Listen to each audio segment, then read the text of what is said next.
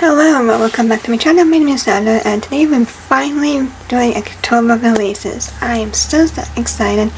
I can't believe it's already September.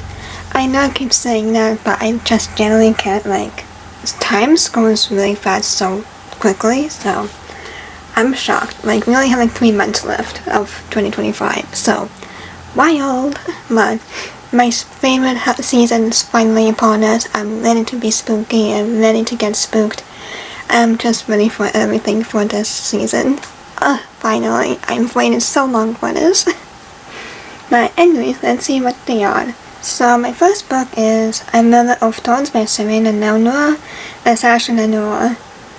Sana Gupta has waited for years to return to her ancestral home in Paris, with its labyrinthian halls and overgrown gardens. Sent away as a child when her mother disappeared, Sana has long puzzled over when her mother's departure was just another of her famously unsolvable riddles. Now 18, ready to claim her inheritance, Sana arrives at the dark and Palladian estate to find 3 strangers awaiting her. Fox, an eccentric prodigy who models himself after Sherlock Holmes, Isabel, a seemingly innocent girl who shares an icy history with Sana, and Mina, a handsome young genius always wearing a half a smirk. Per her mother's will, they've each received a cryptic invitation to compete in the contest of riddles for the dead to Reservoir Manor, and the rumored treasure hidden within, a flower created by the gods themselves, able to grant any wish. Comes out on October 14. Oh, and they're also the author of Sister of the Snake. Okay. I thought that trilogy was enjoyable, but some things are kind of way too coincidence. But anyways, my next book is Witch Killer by Ashley Latimer. Gretel had no choice. Her brother Hansel was in danger and she had to kill the witch. 5 months later, she still lived from her dreams and awoken by the noise of a sword tearing into the witch's flesh. Waking hours are no better. Hansel has grown more and more like the monstrous father by the name, and the society that she now inhabits has trapped her in an endless cycle of balls, with nobles who sneer at her family's new money, and most of all, her greedy father has issued his newest ploy to increase his wealth. Gretel must marry, and soon. Devastated at the prospect of a lifetime with an old decrepit husband, she flees a ball and runs right into Prince Wilfrid. When Gretel divulges the reality of her situation, Wilfrid comes up with a solution. He is also being pressured to find a suitable future queen. They both delay the inevitable by faking an engagement. Gretel agrees, and what starts as a ruse quickly depends as she finds herself falling for the handsome prince. Comes out on October 7th. My next book is Mercy by Patricia Ward. Mercy was named for her mother's hopes. Mercy in the hope that the sorrowing the curse that Mercy and her family had lived with for generations might take pity on them. But Mercy's name never did her any good, and certainly didn't save her mother.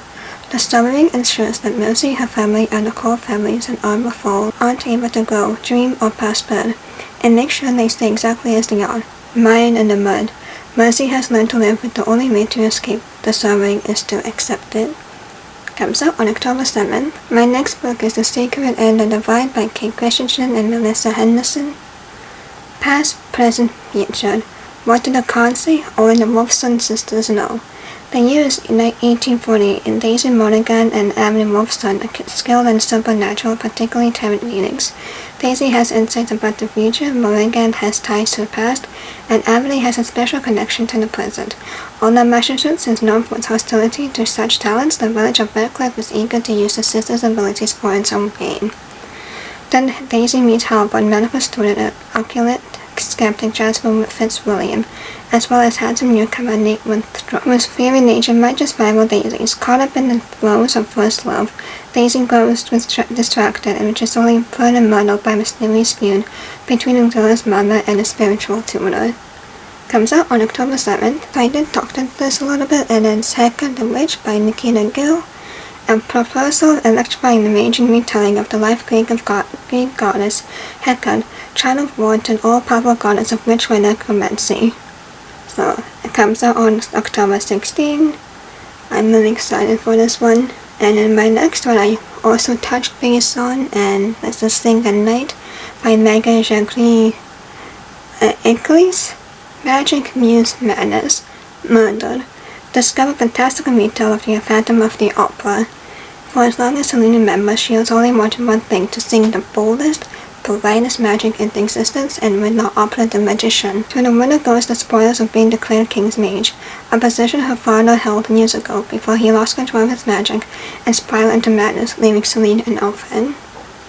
So I have touched base, I'm not going to go much too into details, and comes out on October 28th. And for my next book, I have also touched base for No Mortal Creature by Cash Chow. A teen girl with the power of resurrection must venture into the afterlife, but to survive the death blow she will need the help of her two mortal enemies, both of whom she is inexplicably drawn to. And this is a gothic fantasy inspired by Wuthering Heights. And this book comes on October 7th. My next book is Rainforest by Michelle Pavard, an experience like no other from a writer like no other. The virgin rainforest seems a paradise to Englishman Simon Colbert, a less gentle savage in his career, a final refugee from a terrible secret. But the jungle is no Eden, and hides secrets of its own it does not forgive. As Simone is drawn deeper into its haunted shadows, he learns to his horror that the past will not stay buried, for there are places in the forest where the line between the living and the dead is thinner than the skin of water. Comes out on October 9th. My next book is The Devouring Outright by Kat Ellis.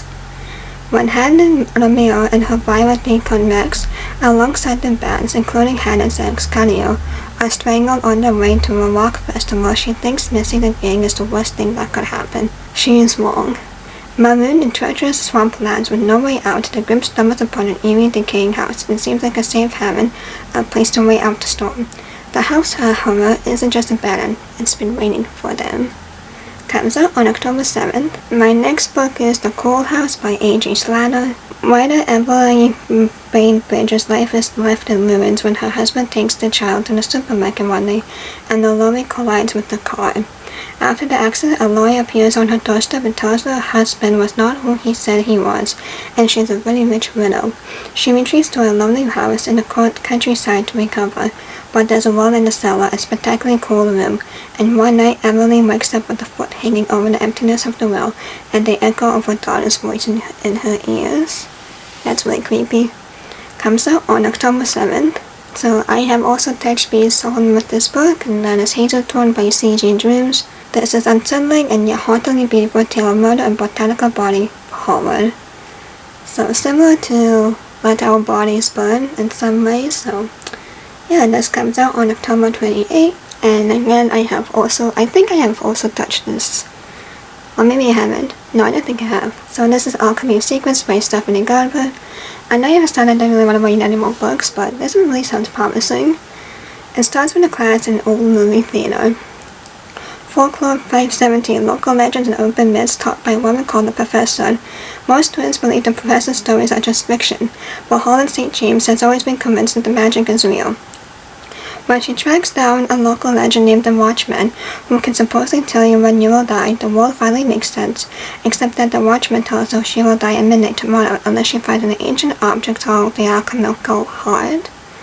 That kind of reminds me of a 2 game. I forget what it's called, but it reminds me where it will tell you what the future holds for you too. I have to find out what that is called. Comes out on October 7th. There are a lot of books that comes out on October 7th. Wow. My next book is A Dark and Secret Magic by Wallace Kinney. Hector Goodwin, gate to her friends, has created the perfect life as a hedge witch, living in secluded cottage with only a black cat for company. She spends her days foraging herbs from the Lipswich forest, gardening and creating tinctures to sell at the apothecary she owns. Most evening passes without her speaking to another human being, an arrangement she quite prefers. Kate's solitude is thrown into disarray when her older sister Miranda reaches out and asks her to host the convent's annual Halloween gathering. The day marks the beginning of the new year for witches, and it's also Kate's birthday. The pressure from her coven to make the evening memorable amounts as the event draws near. To complicate things further, a handsome man from Kate's past turns up at her cottage, asking for a sanctuary. It is Kate's duty as a hedge witch to honor this request, much to her dismay. Matthew Cypher is no ordinary lost soul. He is a practitioner of forbidden magic, who's tricked Kate once before, and her guard is up.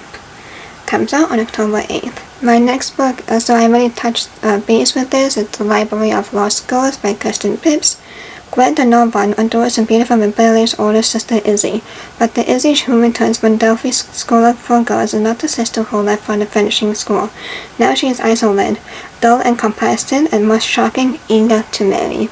Gwen is determined to discover what happened to Izzy at Delphi, and the only solution she can conceive of is to cheat her way into the mysterious school. If she can see for herself what they did, maybe she can get her Izzy back.